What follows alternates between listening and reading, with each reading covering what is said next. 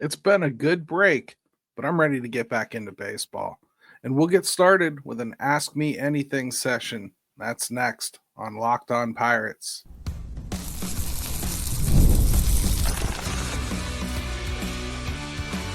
You are Locked On Pirates, your daily Pittsburgh Pirates podcast, part of the Locked On Podcast Network, your team every day. Today's episode is brought to you by Gametime. Download the Gametime app, create an account, and use code LOCKEDONMLB for $20 off your first purchase. Welcome to Locked On Pirates. I'm Gary Morgan. You all know by now AMA shows are my favorite, and I love answering questions about baseball. We've got some really good ones again here, a ton of them, probably too many. I'm going to rush as fast as I can through some of them. And I decided this time I wanted to start us out with a poll question, just something to kind of get our creative juices flowing as far as questions go. And here was my question. If the Pirates play 500 ball under Don Kelly, basically from the time he took over to the end of the season, if it comes out that under Don Kelly they had a 500 record, would you adjust your thoughts on how far away this team is from winning? 45% of you said yes, and 55% of you said no. So a little closer than I thought. I actually thought the fan base was maybe even a little more jaded than that, but good thing to kind of wet our beaks and get started with here as far as a question goes. Let's start with Charlie Williamson. He says, if you're a free agent GM, how attractive would the Pirates be to you? Would you want the GM position with how ownership is? Well, Charlie, honestly, there's only 30 of these positions. And I know that's the answer that people tend to give for this as to why there would easily be a taker. But your question's a little deeper than that. It's basically like, why would you want to be here? Well, the best thing I can tell you is the hardest thing there is in Major League Baseball to acquire, period, bar none, no ifs, ands, or buts, is a frontline ace starter. This team has one. That's already a big chunk of the work done. And then beyond that, you have to have more pitching yet. And the Pirates have that too. So really what you're the third hardest commodity to get is power. That's what's left on the table. I think he's got enough pitching to probably play with to see about going out and getting it, despite what ownership does here. So yeah, I think it'll be an attractive job. I think there's no way to look at what Ben Cherington's done without acknowledging that he has probably given his next in line, whoever gets hired next, probably a fairer head start than he had. I think he's got a better base laid, and that's due to, honestly, 5 or 6 years getting to this point. He didn't build a winner in Pittsburgh, but I think he has built the system up better than it has been in decades, even better than it was in the mid 2010s when they actually won. Frank Kalista asked, if Mitch gets traded, got any thoughts on bats, MLB ready bats, that the teams that could be interested in Mitch might have that could help the Bucks? Left field, shortstop. This is kind of going to be repetitive. I've said some of these on the show, but for some of you that haven't heard, I would target guys like Tyler Soderstrom from the A's, who should be kind of getting pushed out of action there.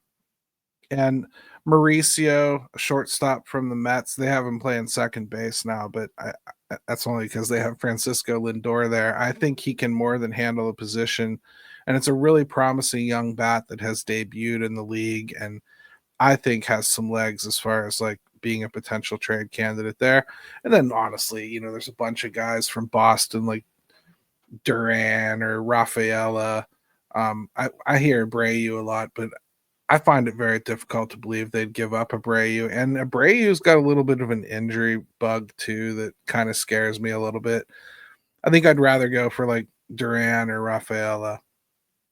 But there's plenty of names like that. We could go around the league and find others. Those are just some guys that have some control left, and I think have shown some promise without making it a ridiculous ask. That's where I kind of put those guys. Dennis Cunningham asked, do you think that the Yankees are interested in trading for Ke'Bryan Hayes? Would Mitch Keller bring the best return in a trade? Well, I think, let me answer it a little bit differently than I think you're expecting. If Mitch Keller doesn't bring back the best return, don't move him. He should. Out of everybody you have to offer, he's got the best. He's been the best performer. He eats innings. It's super valuable. He's a middle of the rotation arm, period. He's tested. He's proven. He's repeatable. Now, we haven't gone through his entire season yet, and I think therein lies the biggest problem with Mitch Keller. He hasn't been putting together full seasons. He's had a little bit of a swoon at some point in the season, or he's kind of gone downhill as the season wound down. This will be the third year in a row that Mitch Keller is going to threaten 200 innings. And I'd like to see him run through the tape. And I would bet that a lot of trade partners would like to see him run through the tape too. That would make him more valuable. Now, as far as the Yankees having any real interest in Ke'Bryan Hayes, I don't know. Those things are worth the paper they're written on anymore. And as you know, nothing's written on paper any longer. I think that it's interesting. It's a good fit for them, probably. They've had defensive issues at third base kind of be a bane for them for years and years and years. I could see them wanting to go ahead and add just a pure defensive player like that. And I also think if you took the pressure of needing to contribute off of Ke'Bryan Hayes, he probably contributes a little more. And I'd also say his numbers with runners in scoring position or runners on base in general are way better than his numbers when the bases are empty. So maybe going to a team that has a lot more going on offensively would actually help him. So I think there's ways that you could look into that. I have no idea on the return for Ke'Bryan Hayes. I would say like he's not a guy that you should just flip for nothing. But I don't think he's a guy that's going to bring you back something crazy like Jason Dominguez. If he did, I think they should jump all over it. That's probably as good a return as you're ever going to see. But the Yankees aren't going to like come out swinging and offering major league talent. I think there's going to be some difficult negotiations there if that's really to move forward. Nathan Osler says, after taking a look at the draft as a whole, who is a player drafted that you liked that was not selected on day one by the Pirates? I know we don't know much about these guys really, but they can be fun to read up on. Well, let me start here, Nathan. I love the pick of Hernandez at 1. So I don't have a lot of buyer's remorse there. But it's hard not to have a little bit for Arquette. I really do like his potential to be in the bigs within 2 seasons, and I think he can stick it short. I honestly think Connor Griffin will be there before that, though, so maybe that kind of lightens that a little bit. Billy Carlson, I think, is going to be a player. Jamie Arnold, Kyson Witherspoon, those were all available when the Pirates picked. I could have seen any of those as a decent selection. All of them would have been a reach, though, if you had Hernandez on the board. I just can't get past that too much. That's all for the first round, I really say. A bit later, you start getting into the comp rounds in round 2. I really liked Kane Kepley from North Carolina, an outfielder. Just the size and the profile, I felt like were good fits. Max Williams out of Florida State. Jake Cook got a Southern Miss. I thought was pretty interesting. So there was a few guys there that I thought were on the board, but I don't know. Well, I tend to try to not analyze these things beyond did you reach?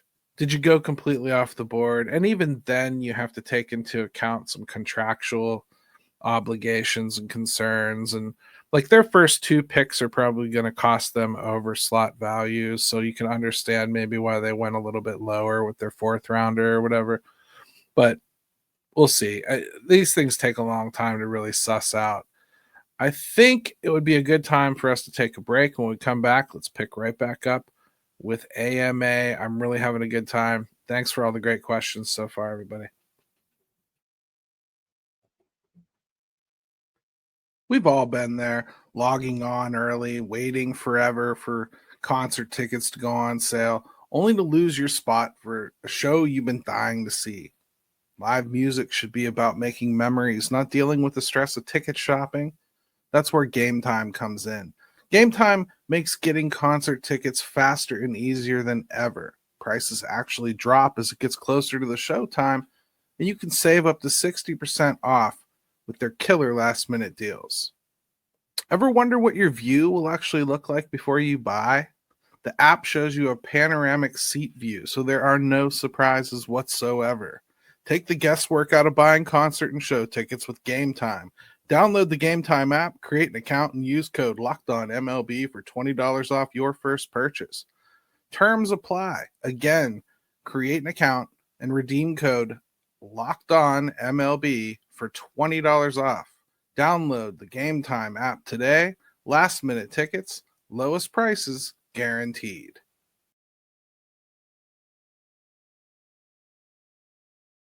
All right, welcome back to Locked On Pirates. Hey, hit me with a subscribe and a like down there. You guys really showed up yesterday. Those numbers were insane for the Adam Frazier trade piece here that we did on Locked On Pirates. I appreciate it. Keep spreading the word, everybody. This channel is growing every single day, and I love it. Thank you so much. Gregory Hoyle says free agents would be banging down the door to play here if the league adopts a salary cap. PNC Park is a great ballpark. Well, PNC Park is a great ballpark. And Gregory, I don't know if that's true or not, but I do think that if there were a salary cap, let's just kind of take it into fantasy land all the way. If there were a salary cap, I wonder what it would do to teams that had the playing field evened, as far as like they can't just pay way more than someone else to lure them to their ballpark. I wonder if some of the quirks of the ballparks in MLB wouldn't start getting a reputation for, I don't want to sign there. You know, I think you already have some of these teams. It's kind of a coincidence that they're a small market and they have a ballpark or conditions at a ballpark that make it a really hard place to see a free agent wanting to sign, such as Colorado, for instance, with the altitude, or years ago it was Detroit with how far back the fences were, things along those lines. I think you can see if there was a salary cap, there'd be a little bit more questioning of whether I wanted to sign here, or is this place good for me, or will that place help my career in any way. Maybe you'd see power hitters just flood Cincinnati and see if they could go and play some games at Great American Ballpark. I mean, if the money is all equal and you're Aaron Judge, and wouldn't you rather be hitting 70 to 80 home runs in Cincinnati than, you know, Yankee Stadium? I'm just playing a game here, but think about it. All right, Tammy H says, is it true that the Brewers are trying to extend Jacob Mizorowski? And if so, why aren't the Pirates trying to extend Paul Skeens? Well, this one's way easier than you want it to be. Paul Skeens said in spring training he has no interest in having any discussions about extending or any contractual type stuff this entire year. He just wanted to focus on playing baseball. I think that's a completely fair stance for any player to take. That said, I know the Pirates are having internal discussions about it. That doesn't mean that it's going to happen. Doesn't mean they're going to even approach him. But in this case, well, Paul's made it very clear he doesn't want approached about it. So there you go.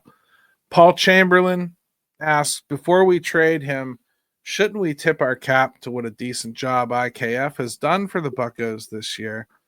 Who do you think is interested, and what can we expect to get in return? Well, Paul, I don't really have any names of teams that are interested. I don't even know what position you'd want IKF to play. I got to be real with you. I don't think it would be shortstop. So I don't think anybody would be acquiring him thinking like this is their answer at shortstop, especially for a playoff run. Now take that with a grain of salt because let's say like the Kansas City Royals are really doing well and Bobby Witt Jr. pulls his hamstring on July 25th, and the Pirates have IKF dangling out there, and you could see a team like that want to pick him up. The Mets, even like let's say Lindor goes down, they would probably just slide Mauricio over. But you get what I'm saying. Like I think you're probably waiting on an injury concern or whatever if he was going to be a shortstop. But if you're just looking for a good utility ad, somebody to put on your bench, somebody that just a good veteran that's going to play decent defense everywhere you put him, I think his market could be really, really wide. Now, what he actually returns, well, you better hope the market's really, really wide because if it doesn't drive the cost up of a rental, you're going to get a lot of what you just got for Adam Frazier. Maybe a little better, but not much. And I think, probably a younger talent, lottery ticket type, maybe a reliever, something along those lines, something that you can actually plug and play.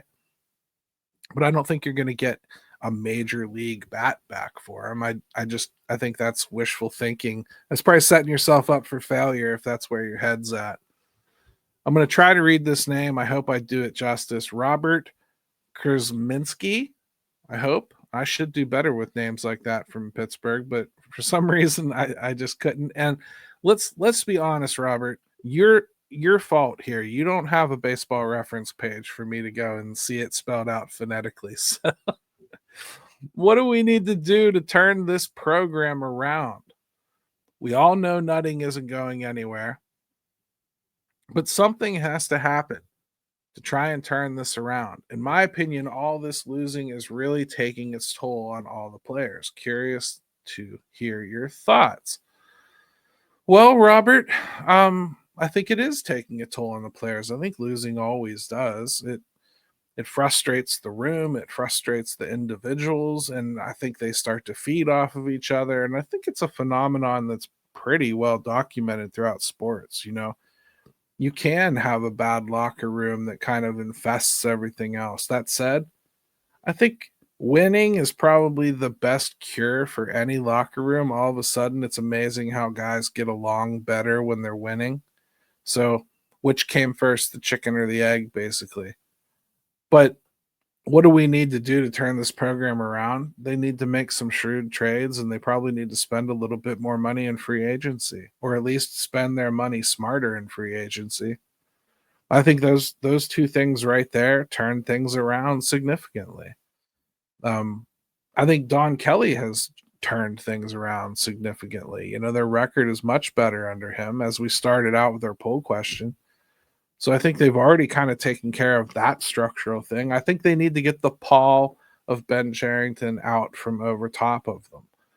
I think he stops them too often or gets them held up in his knowledge that he had imparted on them years ago about the way he liked at bats to be taken. And I think some of the guys that have been there a little bit too long have heard that speech too long to change. And not changing is the enemy of baseball. It just will prevent you from doing anything important. Let's see. Douglas Smith asks, Bob Nutting has experienced 3 GMs and even more field managers, and he's introduced the team president concept with mixed results after 2 tries. Will he replace Travis Williams, and if so, why? Well, I'm not sure he introduced the team president aspect of it, but he did introduce having them be like 2 co-equal branches of the same government. And I think when you're a baseball team and you treat the off the field stuff as importantly as you do the on the field stuff, and neither are succeeding, well, you probably need a better leader in general to probably be directing traffic. Bob's not real good at this baseball stuff on his own, his hands on. So I think if you're going to cede that stuff to somebody in between, you'd like your team president to be a little bit more of a baseball guy than Travis Williams. And also, Travis Williams had a lot of unforced errors this year. Yes, I think he's going to get fired. And I think it's going to be, I think it's almost more of a definitive thing that I see happening than Ben Sherrington even. I think Travis Williams is for sure going to be on his way out. I don't think his bronze brick trick is going to save his life, if you know what I mean. I think he's probably on his way out. We got to take another quick break. When we come back, right back to the Q&A.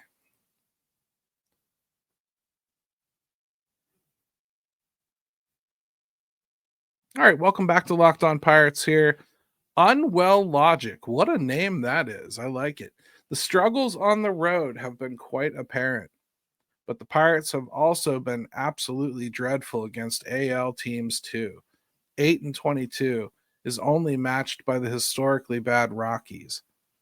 With such stark differences in home, road, NL, AL splits, are the dismal records on the road and against the American League more so signs of a bigger problem, more MLB scouting, poor practices in unfamiliar cities, etc.?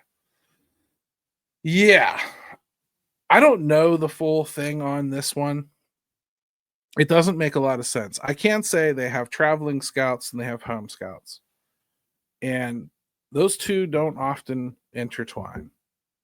And I think that's a problem. If I'm them, I'm probably looking at this disparity and this disparity of the home and aways, and I'm saying, like, hey, what's one side doing that the other isn't? Are we doing anything different at home? Or, I'd hate to think this is luck of the draw. You get to like the middle of the season, I think you've got some numbers you can actually live by. And if that's not true, we should all stop referencing 2020 as though it ever happened, because that's way more than 60 games. So if that's too small of a sample size to talk about, this is more. I don't understand the American League thing, especially since I think the American League really is kind of down in comparison to the National League. I think most of the best players and teams are in the National League right now. So I don't understand that fully. I can say I don't think they do a good job of adjusting in game when their initial report about a guy isn't working. So if they're scouting like a pitcher, I can say that as one they haven't seen a lot. They have an initial report. The guys go up there with an approach. It's not working because that pitcher's not doing what they scouted. They have a real hard time changing on the fly. I think on the road that gets exacerbated a little bit because I don't think they have the same resources right in their back pocket to make some changes or change some ways they're approaching certain things. I wish I had a better answer for you on this one because it's a wonderful question. It's just, man, I don't know. I'd have to be in that room to know some of the stuff that goes on. But it's certainly something they should notice. It's certainly something they should be able to find whatever's not happening here versus whatever's happening there. And I don't just mean statistics. I mean something in their preparation. Former host Ethan Smith asks a question here. What kind of plan do you expect post-trade deadline? With the expected moves of so many position players, could we see some new faces already in the organization get a shot? Well, yeah. I mean, I think, position players, you're talking about FAM, IKF, Frazier, we've already seen. And Alexander Canario's a guy who's probably like bouncing around on the borderline there of what you do with him. I don't know if you trade him, but I also don't know if you keep him. Joey Bart's the only other one I can think of that I would think is probably going to get major consideration. I've said it on this show before, and I'll say it again. I am not a believer that Brian Hayes is getting traded, and I'm not a believer that Brian Reynolds is getting traded. I mean, I'll take the Brian Reynolds one even stronger. Brian Reynolds isn't getting traded, and O'Neal Cruz isn't either. So I think you're probably looking at really just the Reynolds. And then, yeah, I think so. I think you're looking at Billy Cook probably getting a shot, Nick York, this new Devaney kid for sure. After IKF gets traded, I can see no reason why he wouldn't be the next one called up. This Simon kid that they picked up a couple weeks ago, He's really been hitting. That's a guy who could get a shot. Again, I think you're kind of limited about where you put him, though. You gotta think about it a little bit. Um, but that's probably it from AAA. Like Bubba Chandler, I think he'll get a shot. Hunter Barco will probably get a shot. Those two. You might see the team do something maybe a little bit outside of the box, and you could see a guy like Sean Sullivan, who, they chose not to protect in the Rule 5 draft last time, but he's obviously going to be eligible again this year, and he's performed rather well. Eddie Yeen, same thing. You could see a guy picking up Eddie Yeen, a bullpen guy in the Rule 5, thinking that all you got to do is keep him in there for a while. He's still young enough that might be attractive.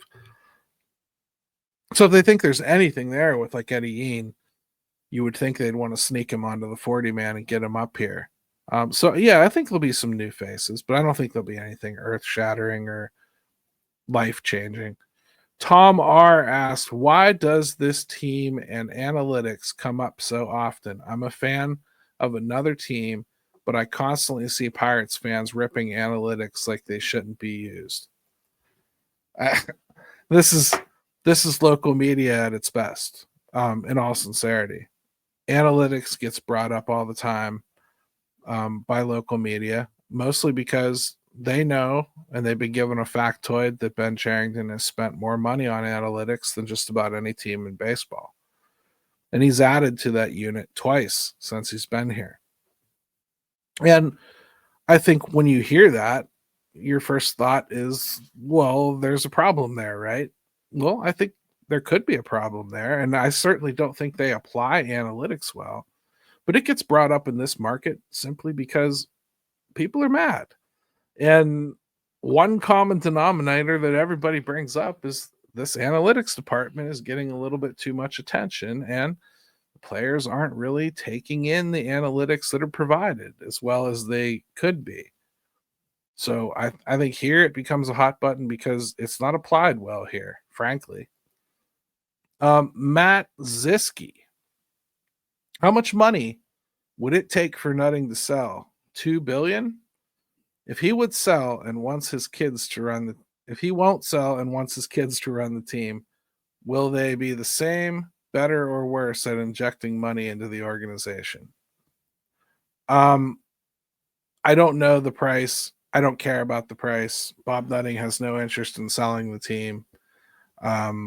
He's said that countless times, even just this year. He's gone as far as to tell you why he thinks he's the best person to steward this team through the changing climate of business in Major League Baseball over the next few years. And he wants his daughters to take over. I don't know his daughters. I don't think anybody knows his daughters. I don't think anybody could accurately answer this question for you. But I will say the injection of money, the first thing I would tell you is that most of what happens in this market is not about Bob Nutting. It's about this market. You can get a better, more altruistic owner, but even if one of his daughters takes it over, they're only going to take over his share, and there's still going to be all the shareholders that they have to answer to.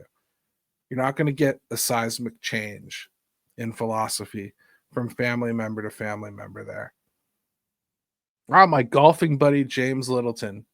If the Tigers came to the Pirates with a trade proposal of their top 4 prospects, all of whom are top 60 prospects, for Skeens, do you think the Pirates would entertain it? Would you? No, I wouldn't. I think there's only one reason that the Pirates are even within laughable distance of being relevant is because they have Paul Skeens. It's the only reason I think that it's worth building up around him. Those players, though, would be Kevin McGonigal, Max Clark, Bryce Rainier, and Josue Britanio. I didn't look at the baseball reference on this one, so that's on me. All hitters, all a couple years away. I mean, I don't think that I would do that. I don't think there's any team that would offer such a package. That's pretty much their entire future. And I think in all seriousness, the Tigers would probably be better off trying to just see if they can hold on to Tarek Skubal than they would be going after Paul Skeens. Um, I would think they're both going to wind up costing quite a bit of money. Even in arbitration, Paul Skeens will get up there. So if you're going to be willing to spend whatever it takes to keep him via arbitration, you should probably be able to make a pretty fair offer to Tarek Skubal. So I'd like to think that that's what they would do in that situation. It would be an intriguing offer. It'd be really hard to just say no to without at least thinking. But I just don't think you win a trade with Paul Skeens, and I'd rather just not see them do it. Let's do Dan Holden here. You're given the keys to the roster. Who is the first person you're trading and why? Who is the last person you're trading, excluding Skeens? Now the trade deadline is passed. What free agents are you signing? Ugh. Well, the trading part is difficult because first, all the rentals would be gone for me. I wouldn't question it. If you want my first controversial trade, I guess, if you want to call it that, I would trade. I would definitely trade Dennis Santana and David Bednar. Those two. I'd be tempted to keep one of them as an insurance policy, with the one more year of control. But both of those guys could be pretty valuable assets. I think they would be the ones that I would want to move. Mitch Keller, I've suggested, but it's got to be the right deal. Those are really the only three. Hayes, I would move too. But again, I don't want to just dump Hayes for nothing. I think he's a valuable player. The defense is. His WAR is. I mean, like he shows you that he actually is a positive player for this team. And it's just hard to believe when you're 19 games under 500, but he's a good player. Not a good hitter. Hasn't been a good hitter, but still a valuable player. And I wouldn't want to just give him away for nothing. So I wouldn't force a trade of Hayes, but I would certainly be interested in it. Now, as far as free agents that I would be interested in next year that can make a difference that I think the Pirates could realistically afford, that's always a caveat that I like to try to inject anyway, because I'd love to tell you Kyle Schwarber or something, but I just don't see that. Although I think he would absolutely crush it here in Pittsburgh with the Clemente wall. I'd go with Ryan O'Hearn, first base, right field, DH. Going to be a free agent next year, having a really good season with Baltimore. Willie Castro up in Minnesota. I liked him last year. I wanted them to deal for him last year. He's a shortstop. He can handle the position well, decent enough bat. That's a guy I'd like to see them take a swing at. Andrew Chafin, left-handed relief pitcher. I've wanted him for a while. The Pirates always seem to go and get some left-handed relievers. He's one that I would like to see them check out. And I think I'd bring in a better backup catcher, one that can handle the defensive responsibilities a little bit better. I'd go with Kurt Casale, catcher. I think those are 4 attainable free agents I think they could get that would add something to this lineup at all the right spots. And let's see, last one here is John Gorman. What are you most looking for in the second half of the season? Well, I'm most looking for answering questions. That's what I want to see more than anything in the world. So for me, I think you're talking about like, let's let Henry play the majority of the games and really see if we can push him forward as a catcher and player.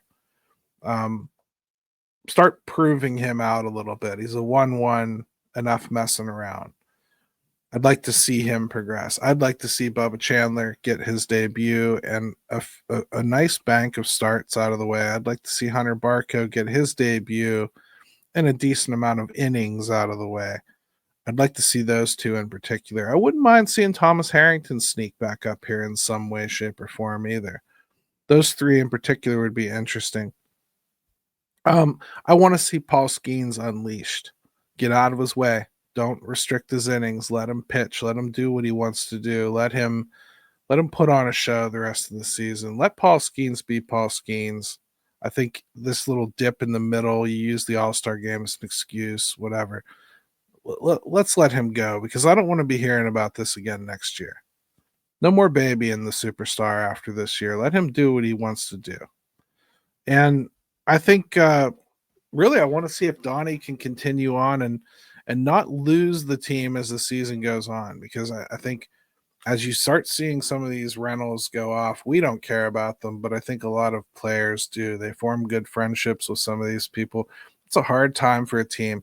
I'd like to see the coach kind of put his arms around what's left of the room, explain to them what happened, explain to them why they're here and those guys aren't, what they expect moving forward, what they expect they can add back into this thing, and let's move forward as a different unit, but same goal. We want to win.